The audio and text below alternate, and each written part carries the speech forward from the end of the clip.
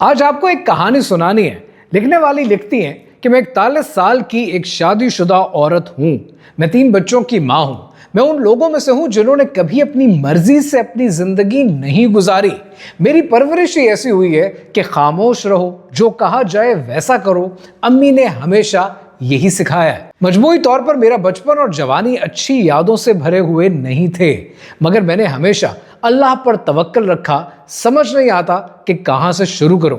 मुझे 25 साल की उम्र में तलाक हो गई और वो एक अलग कहानी है। मेरी एक बेटी थी, शाजिया। मैंने अपनी बेटी के साथ जिंदगी गुजारनी शुरू की, मगर ये बिल्कुल भी आसान नहीं था, क्योंकि पाकिस्तान में तलाक याफ्ता होना एक सजा की तरह है। अपनी ही फैमिली आपका साथ नहीं देती है। मैंने एक बैंक में नौकरी कर ली और फिर मैंने अपनी ट्रांसफर एक दूसरे शहर में करा ली। Let's call it Karachi. Karachi में जिस बैंक में मैंने नौकरी ज्वाइन की, वहां एक लड़का था, तकरीबन मेरी ही उम्र का। उसे मैं बहुत पसंद आई।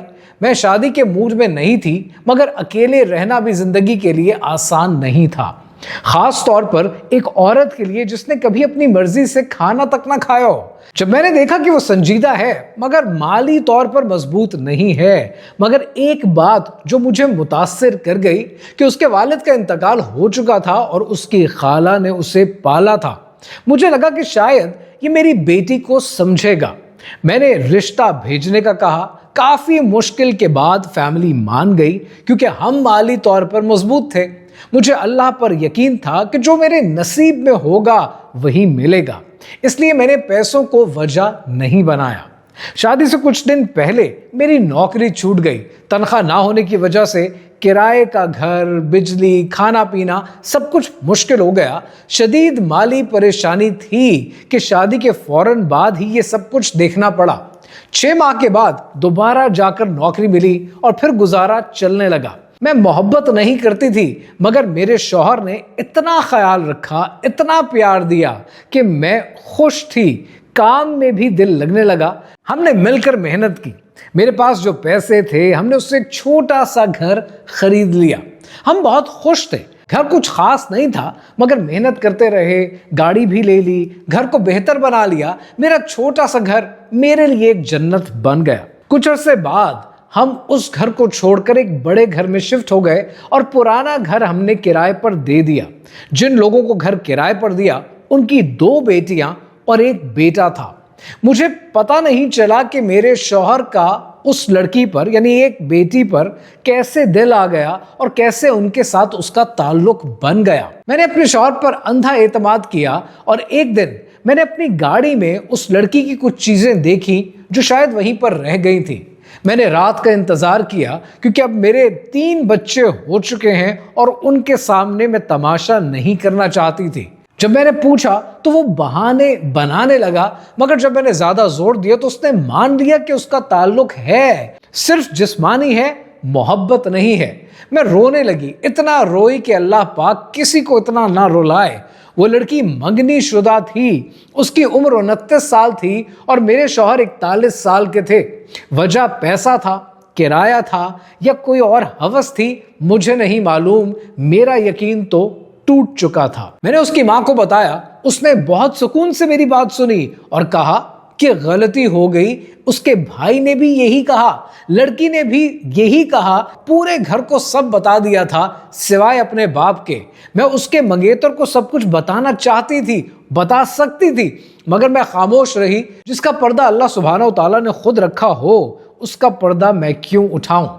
मेरे शौहर ने बहुत माफियां मांगी। मैंने 14 साल उनसे मोहब्बत की, बहुत ख्याल रखा, मगर मैं टूट गई। एक बार फिर मेरा ख्वाब टूट गया और मैंने माफ तो कर दिया, मगर इस टेंशन ने और इस डिप्रेशन ने मुझे 4 माह के अंदर कैंसर का मरीज बना दिया।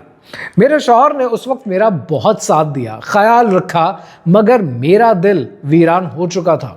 मुझे जीने का दिल नहीं करता था। मैं नहीं जानती कि मैंने उन्हें कितना ऊंचा मकाम दिया था, मगर अब वो सब कुछ टूट चुका था। अल्हम्दुलिल्लाह मेरी कीमोथेरेपी और रेडिएशन मुकम्मल हो चुकी हैं। मेरी बेटी अब 17 साल की है। इस धोखे को 1 साल और 2 महीने गुजर चुके हैं। और मैं रोज रोती हूं, अब मुझे इंसानों पर यकीन नहीं रहा। मैं बच्चों को कुछ नहीं बता सकती, कहने को मेरी जिंदगी मिसाली है दुनिया के लिए, मगर अंदर ही अंदर मैं मर रही हूं। दिल की खुशी खत्म हो चुकी है, अल्लाह से मेरा ताल्लुक मजबूत हो गया है, मैं बस उसके आगे रो लेती हूँ। मैं ज़हनी तौर पर मुस्तहकम नहीं हूं, बस दुआ करती हूँ कि जिस दिन अल्लाह राजी हो मुझे अपने पास बुला ले। मेरा दिल चाहता है कि उस लड़की को उसके दफ्तर में, उसके ससुराल में सब कुछ बता दूं। शैतान मुझे हर रोज उकसाता है, बस एक फोन कॉल ही तो करनी है, कितनी देर लगती है, पर अल्हम्दुलिल्लाह अल्लाह पाक हर बार मुझे बचा लेता है।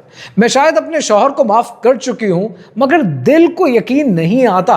हर बात में खोट महसूस होती है। मालूम नहीं वो पहले कितनी औरतों के साथ रहे होंगे, पहले भी उनका अफेयर रहा होगा और आगे भी शायद होता रहेगा। कभी कभी यूं लगता है कि मैंने मोहब्बत हद से ज्यादा कर ली और अल्लाह पाक को नाराज कर बैठी।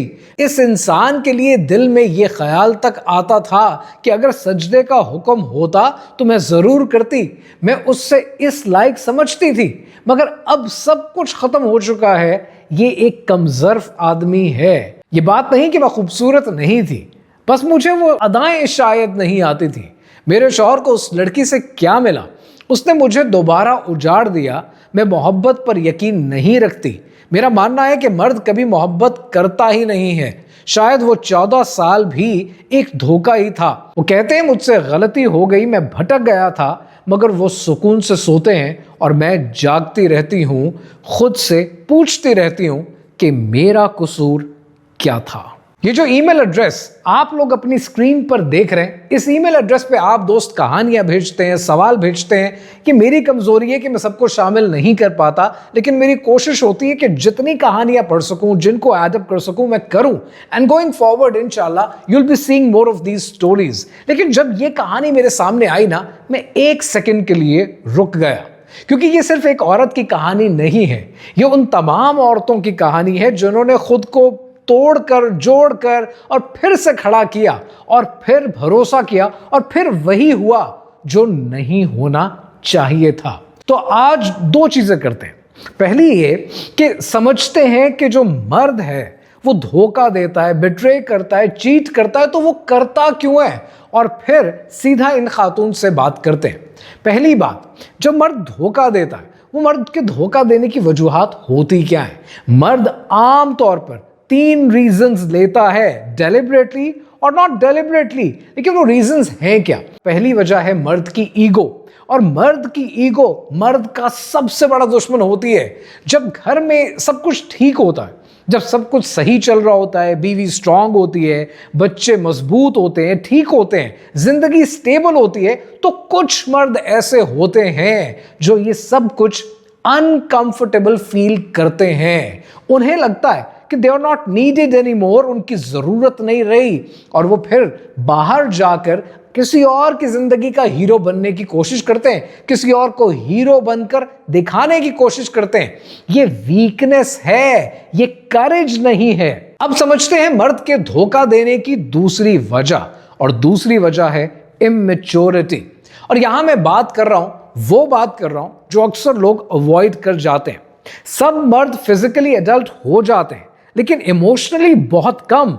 बड़े कम मर्द हैं जो इमोशनली भी स्ट्रांग होते हैं। जब रिलेशनशिप में डेप्थ आती है ना, तो डेप्थ के साथ रिस्पॉन्सिबिलिटी भी आती है, वल्नरेबिलिटी भी आती है, लेकिन कुछ मर्द उसका सामना नहीं कर पाते और भाग जाते हैं। चीटिंग उनके लिए एक एस्केप होती है। उसे डेप्थ से, अकाउंटेबिलिटी से बचाने के लिए वो चीटिंग का सहारा लेते हैं। और फिर तीसरी वजह है एंटाइटलमेंट, और ये सबसे डेंजरस, सबसे खतरनाक, सबसे गिरा हुआ मकाम है।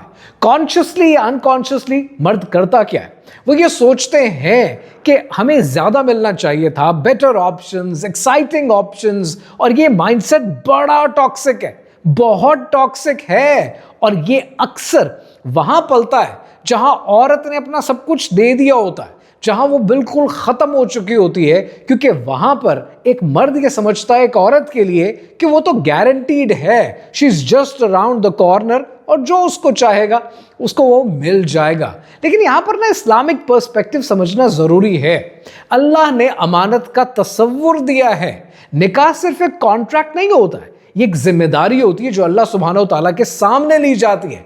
कुरान पढ़कर तो देखें, कुरान क्लियरली कहता है कि अपनी बीवियों से बेहतर सलूक करो।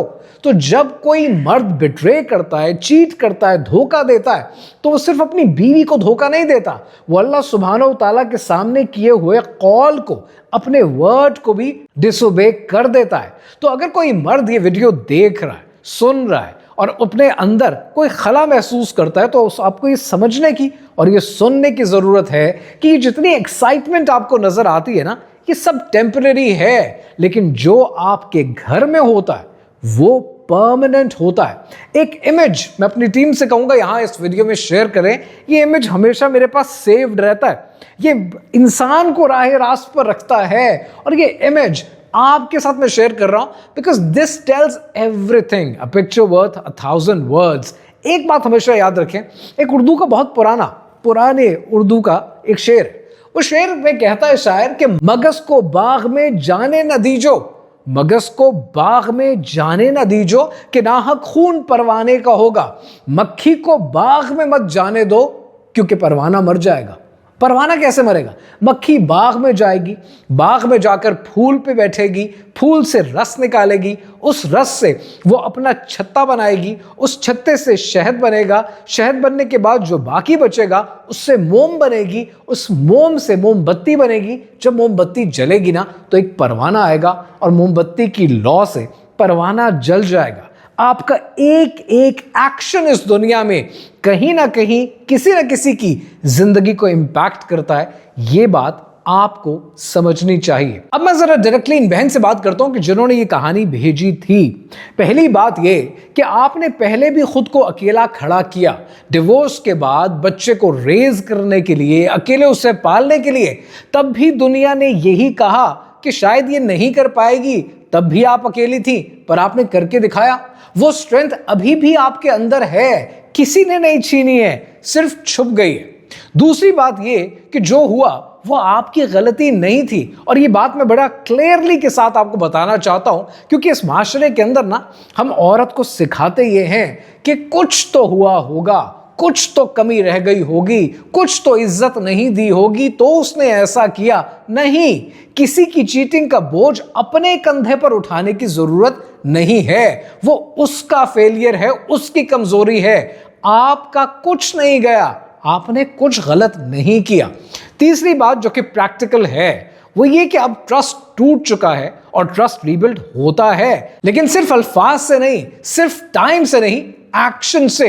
और अगर वो आपके सामने बदल रहा है, चेंज हो रहा है, एक्शन कर रहा है, काउंसलिंग कर रहा है, थेरेपी ले रहा है, कंसिस्टेंसी दिखा रहा है, तो आपको समझ में आने की जरूरत है कि एवरीबॉडी डिजर्व्स अ चांस। लेकिन अगर महीनों तक ये सब कुछ नहीं हो रहा है, सालों तक ये सब कुछ नहीं हो रहा है, तो जवाब क्या है वो आप बेहतर जानती हैं। और अब आखिर में सबसे इंपॉर्टेंट बात, सबसे ज्यादा समझ में आने वाली बात आपके लिए, वो ये कि आप एक औरत हैं जिसने जिंदगी में 2 बार अपने आप को रीबिल्ड किया है। आपको पता है कि अंदर से आप स्ट्रांग हैं। अब सिर्फ एक काम करना है, और वो काम ये करना है कि आपकी जो ये वर्जन है ना, ये वर्जन अपनी बेटी को जरूर दिखाना, क्योंकि वो देख रही है, वो सीख रही है कि मेरी माँ ने क्या किया जब जिंदगी ने धोखा दिया, और उससे ये दिखाना कि उसकी माँ ने अपनी जिंदगी को कैसे रीबिल्ड किया, क्योंकि वो अपनी जिंदगी जीने वाली है। उसे मजबूत सहारों की और मजबूत हौसले की जरूरत सारी जिंदगी पड़ेगी। On your story, these were just my 2 cents। मानो ना मानो तुम्हारी मर्जी, मैंने तुम्हें बता दिया।